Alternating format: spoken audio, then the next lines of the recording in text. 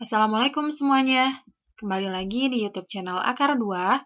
Kali ini kita akan belajar jenis-jenis fungsi. Yuk kita mulai belajar. Jangan lupa berdoa dulu ya.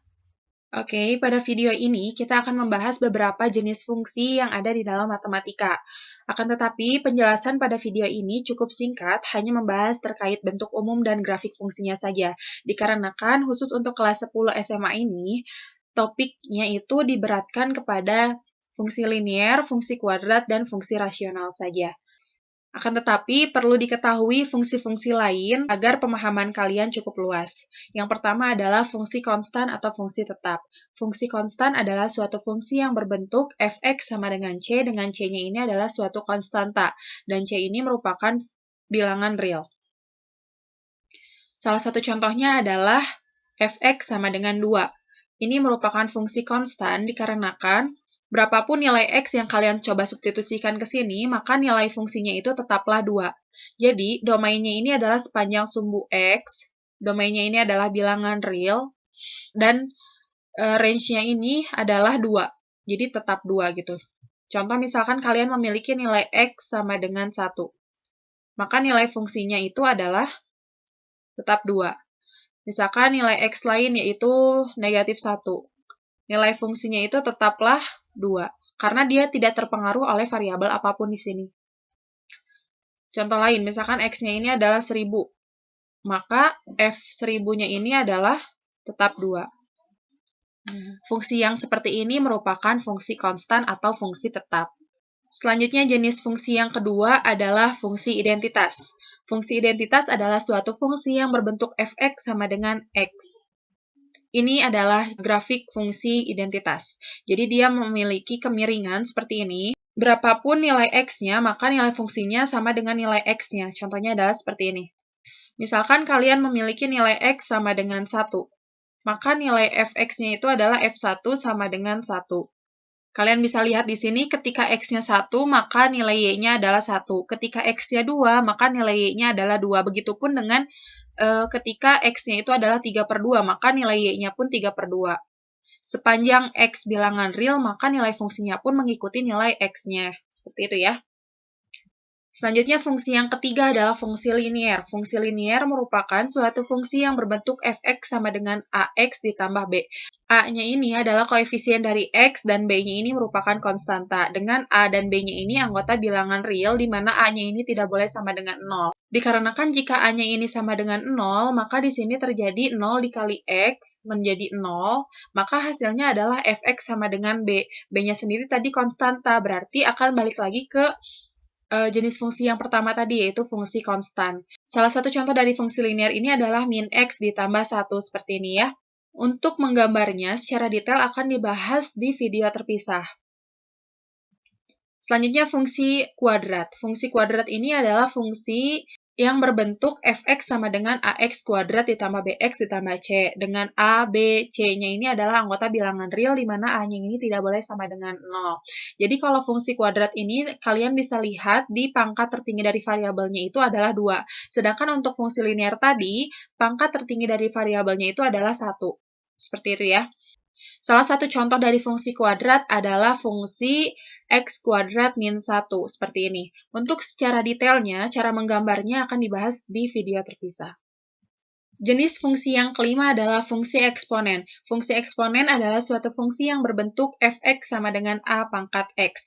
A-nya ini disebut dengan basis, sedangkan x-nya ini disebut dengan pangkat. Salah satu contoh fungsinya adalah f(x) sama dengan 2 pangkat x, basisnya adalah 2. Grafik fungsinya adalah seperti ini. Selanjutnya, fungsi yang keenam adalah fungsi logaritma. Fungsi logaritma ini adalah suatu fungsi yang berbentuk f(x) sama dengan a log x. Salah satu contohnya adalah f(x) sama dengan 2 log x. Jika kalian gambar grafik fungsinya, maka akan diperoleh bentuk seperti ini. Jika kalian bandingkan antara fungsi eksponen dan fungsi logaritma, maka kalian akan menyimpulkan bahwa fungsi logaritma ini merupakan fungsi kebalikan dari fungsi eksponen. Selanjutnya adalah fungsi rasional atau fungsi pecahan.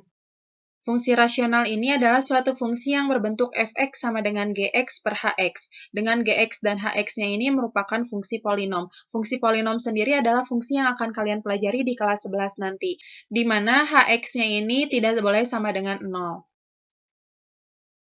Seperti halnya pada bilangan rasional atau bilangan pecahan, jika kalian memperoleh bentuk A per B, maka memiliki syarat B-nya ini tidak boleh sama dengan 0, dikarenakan untuk suatu pecahan dengan penyebutnya 0, maka nilai tersebut tidak akan terdefinisi, seperti itu ya. Selanjutnya, ini adalah salah satu contoh dari fungsi rasional. Fungsinya itu adalah 1 per X, di mana Gx-nya itu adalah 1 dan Hx-nya itu adalah X. Dan di fungsi rasional ini, nanti kalian akan mengenal istilah asimtot, yaitu asimtot tegak dan asimtot datar. Secara lebih detailnya akan dibahas di video terpisah. Selanjutnya adalah fungsi nilai mutlak. Fungsi nilai mutlak ini sudah pernah kalian pelajari di bab sebelumnya, di mana fungsi nilai mutlak adalah suatu fungsi yang berbentuk fx sama dengan tanda mutlak x. Salah satu contohnya adalah fx sama dengan nilai mutlak dari x min 1. Sudah kalian ketahui bahwa hasil dari nilai mutlak ini selalu positif. Jadi, grafik fungsi nilai mutlak ini selalu berada di atas sumbu X. Seperti ini ya. Jenis fungsi berikutnya adalah fungsi ganjil dan fungsi genap. Suatu fungsi Y sama dengan fx dikatakan fungsi genap jika f min x sama dengan fx. Contohnya adalah fx sama dengan x kuadrat. Ini merupakan fungsi kuadrat, akan tetapi ketika kita menelaah lebih dalam, ini pun merupakan suatu fungsi genap. Karena dia memenuhi definisi dari fungsi genap. Pembuktiannya adalah seperti ini. Jadi kan fx-nya ini sama dengan x kuadrat. Berapapun nilai x-nya, dia akan memenuhi bentuk ini. Misalkan kalian memiliki nilai x-nya ini adalah 2. Maka, nilai dari f min x, itu kan jadinya x-nya kita ganti dengan 2 ya. Jadinya f min 2.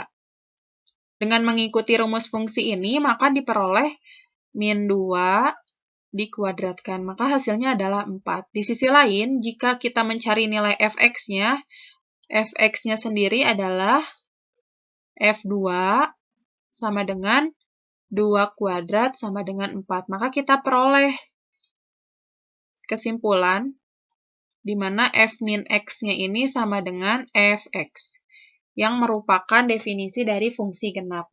Oleh karena itu, dapat dikatakan bahwa fx sama dengan x kuadrat merupakan fungsi genap. Dan dapat dilihat bahwa fungsi genap ini memiliki sifat di mana dia simetri terhadap sumbu y. Selanjutnya, suatu fungsi y sama dengan fx dikatakan fungsi ganjil jika f min x sama dengan min fx. Salah satu contohnya adalah seperti ini. Fx sama dengan x pangkat 3. Perhitungannya adalah seperti ini.